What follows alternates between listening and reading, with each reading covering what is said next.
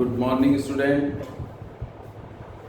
I hope you are safe and healthy at home and doing your study regularly. And now today we will start class 10 science life process chapter 6 part 9. We already discussed the circulatory systems as three main part. One is heart, second is blood or limb, and third one is blood vessels, capillaries, vein and arteries.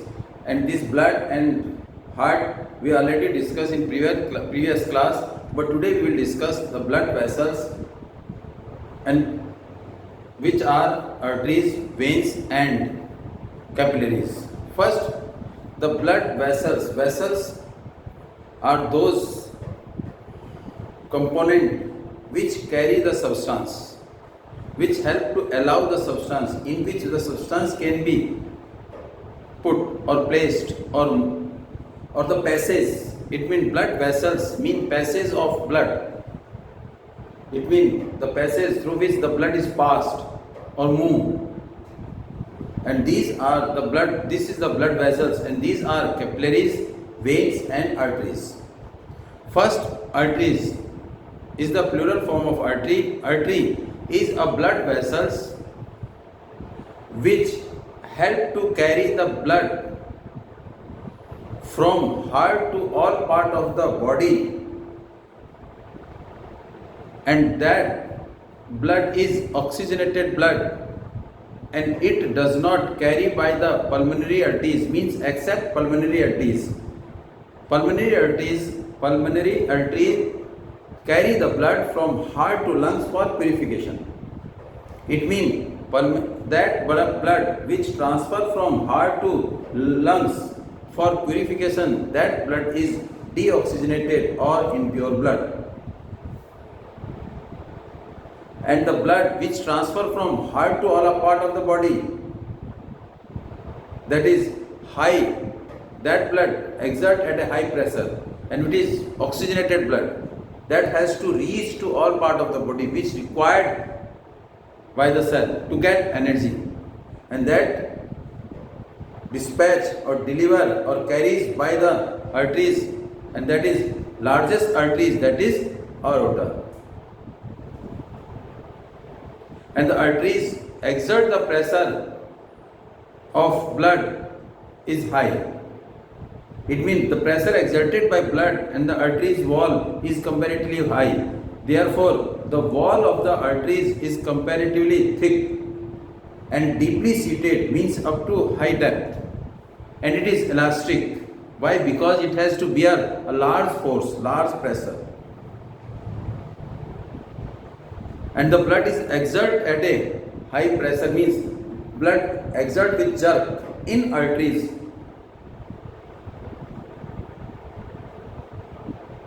Therefore, it has thick wall, whereas vein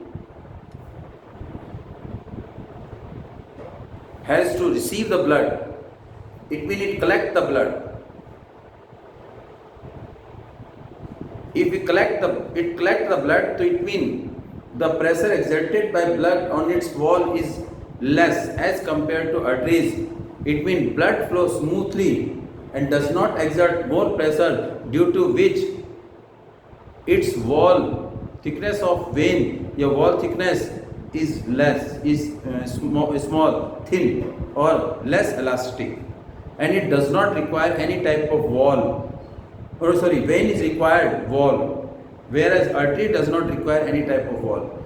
It means a vein contain walls and arteries does not contain walls. And what is the function of this wall? The wall is prevent the backflow of blood. It means it helps to move the blood only in one direction. It does not allow to come back. Otherwise, it may be a big problem. It may be cause heart attack. If the wall of the arteries will thin, and it will possible that it may rupture, because the blood has to exert high pressure. vein receive the blood from all part of the body and that carry to the heart, and the blood which is deoxygenated from all part of the body to heart by the veins, and the vein is, and this vein is carry the deoxygenated blood from all part of the body to heart, and whereas the vein which receive the blood from lungs to heart, if the blood is carried from lungs to heart, that is received by the pulmonary veins, and the blood received from all part of the body to heart is the name is vena cava. Vena cava is the largest vein, whereas aorta is the largest arteries. And the wall of the vein is thin and less elastic. It means blood is flow smoothly. And it is also called the collecting vessels because it receives the blood. And now arteries and veins. Arteries carry oxygenated blood from heart to body. Means from heart to all part of the body. If that blood is carried by the arteries, and the blood is this blood is oxygenated blood, except pulmonary arteries, whereas the veins carry the deoxygenated blood from body part to heart, and this is pulmonary veins. It is called the distributing vessels, and this is called the collecting vessels. This is thick and elastic, this is thin and less elastic. Blood flow rapid, movement or the force or the speed of blood is very high in arteries as compared to vein. Blood flow with a high speed, with a high force, whereas blood flow in veins is slow. It has no wall, whereas vein has wall because the pressure exerted in vein is comparatively very less. Blood flow with jerk, with a high pressure jerk, but it is smoothly. And the blood is emerged from heart under a high pressure, means blood exert from heart at a high pressure, which is due to which the wall of the arteries is thick, and which require thick wall, otherwise it may rupture. And the capillaries are the thinnest wall, which is a single layer cell thickness. It means single cell thickness is known as capillary. When the arteries or vein are further divided into smaller tube-like structure vessels, these vessels, smaller vessels, is known as capillaries. It means they are present at the terminated or at the end of the veins or the arteries, and they are form a network. They are the thinnest blood vessels. These have the single layer cell.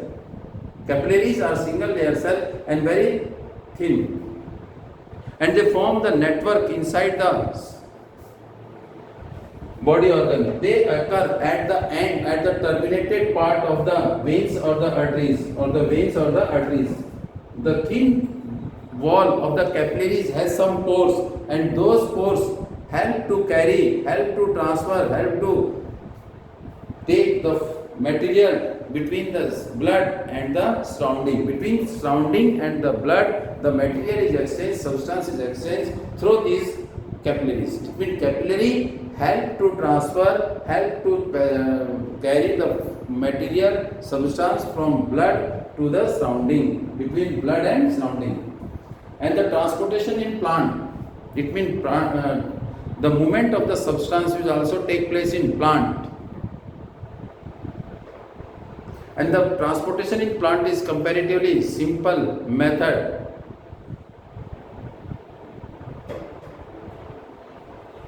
And how the transportation will take place in plant?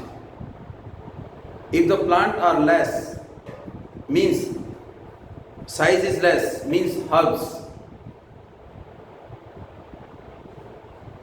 Soil, which is the richest part of the mineral, which contain more and more minerals like nitrogen, phosphorus, which required by the plants for growth and development and received by the roots which contact with the soil. If the distance between the roots or the soil to the part of the plant where the photosynthesis is take place means root is very less. If the distance between the leaves and the soil or the roots is less, then the transportation of water and mineral in plant by the simple diffusion method. But when the complexity will increase, if the plant is grow larger in size, and due to its complexity will increase and the distance between the roots or the soil to the photosynthesis part of the plant is very large or big, then the simple diffusion will not take place.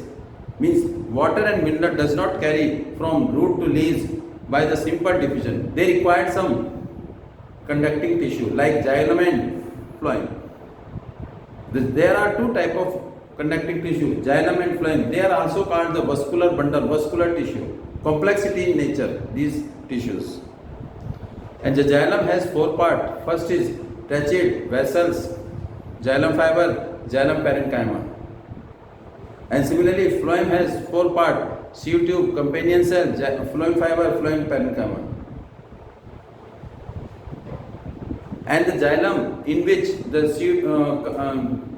trachea and vessels of roots, of stem and of leaves are interconnected to each other, and they are helped to carry the water and mineral from root to stem to leaves.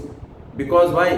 The trachea and vessels, only trachea and vessels, they are interconnected to each other, linked with each other and help to carry the water and mineral. If there will be no interconnection, then it is very difficult to carry water and mineral from root to leaves.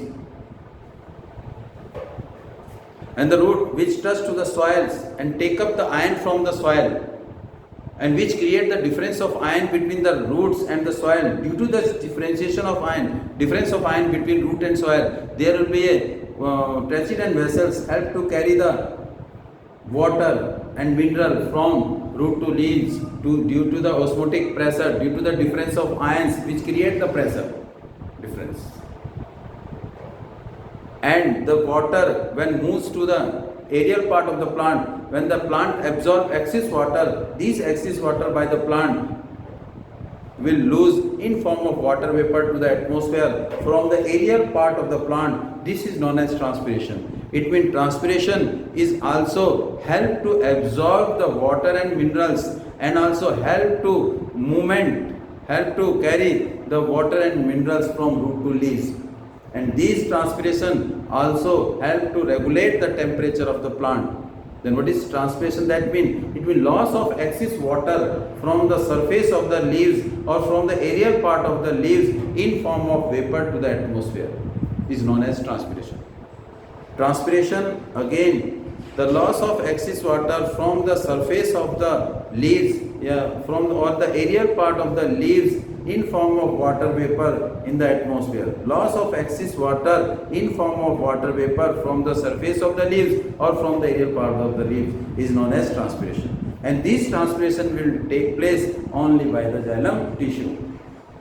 It means xylem tissue, it means it carry only in one direction, in upward direction, and this movement of water and mineral, it does not require any type of energy. It is a simple mechanical process. And whereas phloem tissue is carried the prepared food or soluble food from leaves to all part of the body, and it has to move in both direction, in upward and downward. Therefore, it required energy to transfer the food from leaves to all part of the body. It is not a simple mechanical process. And the translocation will take place in the phloem tissue, and then transportation means the movement of the prepared food, transportation of the prepared food from leaves to all part of the plant, or the transportation of the soluble substance, soluble food from leaves to all part of the plant is known as translocation. And that is the conducting tissue. These biconducting xylem, it carries the water and mineral from root to leaves. and it does not require energy. It is a simple mechanical process. It moves in only one direction. Help in transpiration. What is the transpiration? Transpiration, it is the process in which the loss of excess water in form of vapor from aerial part of the plant is known as transpiration, and its function is help in absorption of water, absorption and upward movement of water. Mean absorption of water and mineral and upward movement of water and minerals will take place only due to the transpiration, and it also help in regulation of temperature. Whereas the second conducting tissue is flowing, it carries the prepared food from leaves to all part of the plant. Therefore, it required energy, and it moves in both direction, in upward and downward direction, and translocation process will take place in phloem. What is the translocation? Mean transport of the prepared food or the soluble food. Prepared food or the soluble food from leaves to all part of the plant is known as translocation. These are the transportation will take place in animal or human being, and in plant. And now the point is left is excretion, which is the last topic, and you have to complete the question related to this topic and revise this topic properly and find the question from the book exercise or from the blue box and try to do solve yourself. And when the last topic will cover, then we will discuss all the question from this chapter, and what you have to also solve the related question related from this topic and from the previous topic. You have to complete it. Thanks and be safe.